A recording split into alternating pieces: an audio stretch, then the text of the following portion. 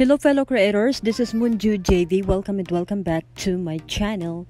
Today, pag-uusapan po natin kung ano nga ba ang tax reporting. Halimbawa po nakapag-fill out ka na ng tax information, pero naka-receive ka po ng tax reporting documents at may nakalagay po na managed tax info. So, ano po ang ibig sabihin nito? Kailangan ba nating mag-fill out ng panibagong form? Or kinakailangan po nating i-update ang tax information natin?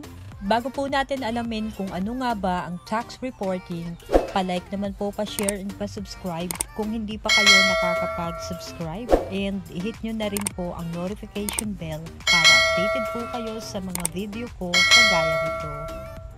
Without further ado, alamin na po natin kung ano nga ba ang tax reporting. Nakatanggap ka ba ng email na nagsasabi po na find your tax reporting documents online?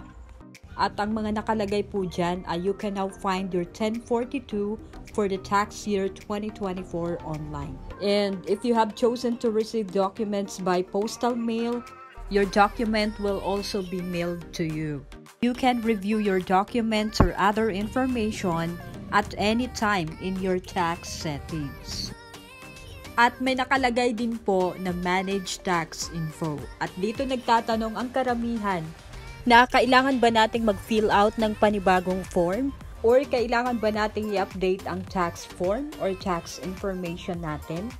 Hindi po. Hindi natin kailangan i-update or hindi natin kailangan mag-fill out ng panibagong form. Ini-inform lang po tayo ni YouTube or ni AdSense na ang documents or tax document or yung tinatawag nilang 1042 form ay pwede na po nating makita or ma-view through online. Kumbaga po yan po ang receipt or document or proof na nagbayad tayo ng US Revenue Tax. So, since nagbabayad tayo ng US Revenue Tax or US Tax, pinapadalhan po tayo ni US ng proof of payments or document or katibayan na nagbayad tayo ng US tax or US revenue tax. Kaya kung naaalala nyo po nung nag-fill out kayo ng tax information, meron pong dalawang option sa tax reporting.